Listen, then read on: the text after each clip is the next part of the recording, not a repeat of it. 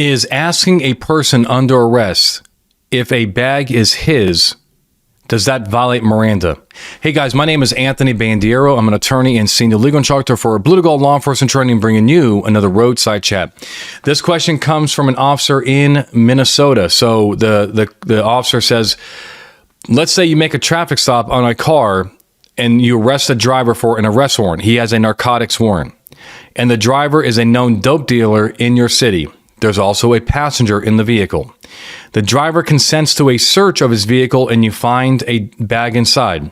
From the outside of the bag, you can feel what you believe to be individual baggies containing narcotics. So far, so good. We had consent to search and we have plain feel. That would be a search, but it's lawful under consent.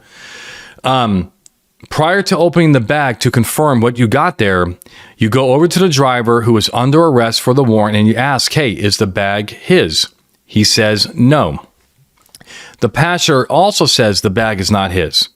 You open the bag and you find multiple baggies of narcotics along with an ID for the driver. So I like to say sometimes these guys are so dumb, like they'll have the kilo of coke and put their ID on top of it just to make sure they get it back if it's lost. Would the driver's statement saying that the bag is not his be suppressed in a violation of Miranda? In order to have a Miranda issue, you have to have three things. Number one, you have to have in arrest-like custody. Well, certainly this person is under arrest, so check that box. Number two, you have to have questioning that is foreseeably likely to elicit an incriminating response. We're going to talk about that. And then number three, you have to have a known officer. You have to have a person that the cop knows as a cop. Miranda does not apply to undercover agents. Okay, so let's go back to number two, which is the incriminating question, right? When the officer asked this guy, after feeling what he believed to be narcotics, when he went over and says, hey, is this bag yours? Was it foreseeable that his answer could incriminate himself, right? Especially if he said the answer was yes, and the answer is yes. So that is going to, in my mind, require Miranda. Because now you have him admitting that that's his bag, which you believe to be narcotics inside. When the cop felt the bag, he probably had PC that the bag contained narcotics.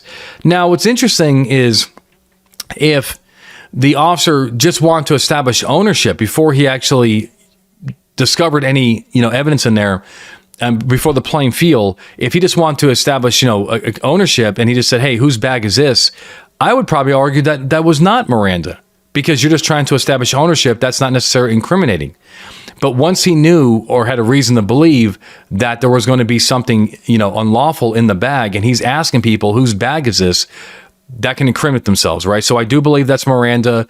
The good news is, as long as we do not use that statement in the case in chief, meaning the prosecutor does not use that statement to prove that the bag was his, then no harm, no foul. We know that.